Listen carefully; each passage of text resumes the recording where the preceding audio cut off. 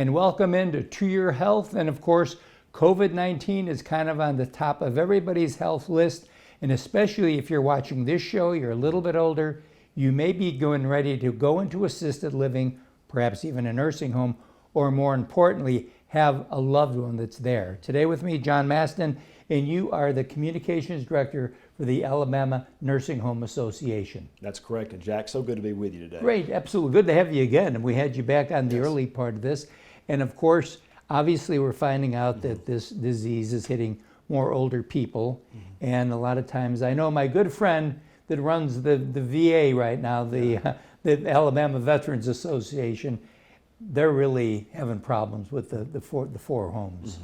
And yeah, you know, Jack, COVID-19 is something that disproportionately impacts people who are elderly and people with multiple medical conditions. That is exactly who is a nursing home resident. Right. You know, people live in nursing homes for a reason. It's because they need 24-hour-a-day skilled nursing care.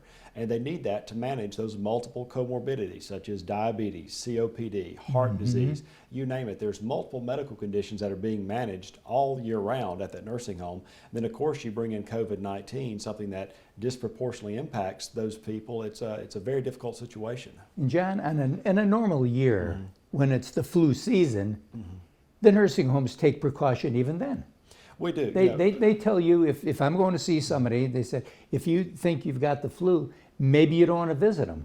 Well, this is a flu on steroids. It is, and you know, like you mentioned, flu season is a natural occurrence, happens every year. Some of our nursing homes may for a short time delay visitation or suspend visitation, usually for a week or so if there's a big outbreak of flu in the surrounding community to limit it from getting in the nursing home. Certainly they ask if you've had the flu or you feel sick or you have been sick, please don't visit. Ask folks to use hand sanitizers, all those type of things we do during a normal flu season. Well, COVID-19, like you said, the flu on steroids, and it disproportionately impacts our nursing home residents, so we're taking a lot of those precautions and taking them a step further, making sure everybody's wearing a mask, wearing PPE, practicing extra infection control procedures to try to limit that spread. Yeah, amazing.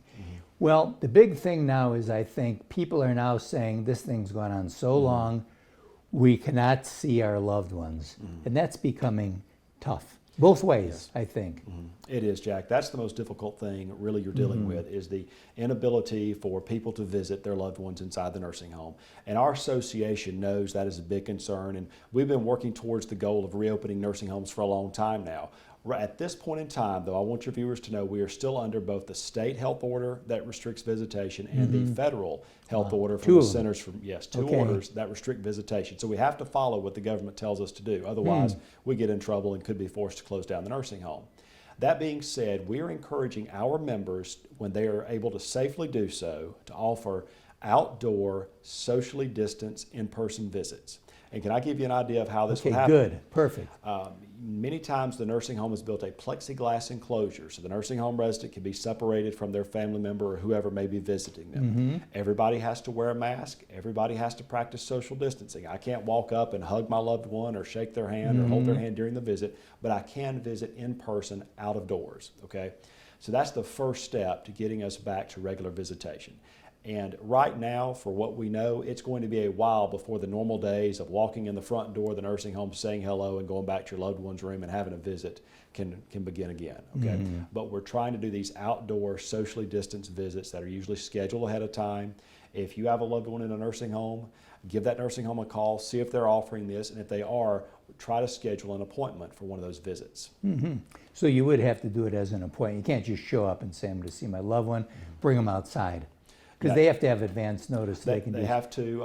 Obviously, you're using many times this plexiglass enclosure. Well, anytime you have to have a visit, it's got to be sanitized on both sides of that. So you can't just say have one visit at 9 o'clock and one at 9:15 and one at 9:30 and one at 9:45, let's say in 15-minute increments all day long. There has to be time between both of those to sanitize that area and then be able to start the next visit. So these are offered by appointment. But of course, the good thing about it, you know you've got that appointment, you go by at that time, then you're able to see your loved one.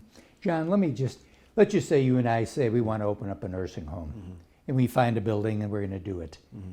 We have to have approval by both federal as well as state to do the things we're going to do. Is that not right? It is. In Alabama, you have to have what's called a certificate of need. Of need, right. It's a piece of paper, CON. Yeah. It's a sheet of paper that basically says the state of Alabama recognizes there's a need for more nursing home beds in whatever area that nursing home is going to be located, then you can open that nursing home. But to do so, there are many state and federal guidelines you have to follow that relate to the practice of care, to the staff you have on hand, and of course to the building itself. We've got to make sure the building is safe for nursing home residents. Well, listen, thanks for all that you're doing, because I know these are not easy times. A lot of times you're working out of the house, because I'll catch you there occasionally. Yeah. Yep. Thanks so much. And just remember this, check with the nursing home. If you have a loved one there, find out what their procedure is. They're all working to try to get to where you can be reunited with your loved one. And we'll be right back right after this.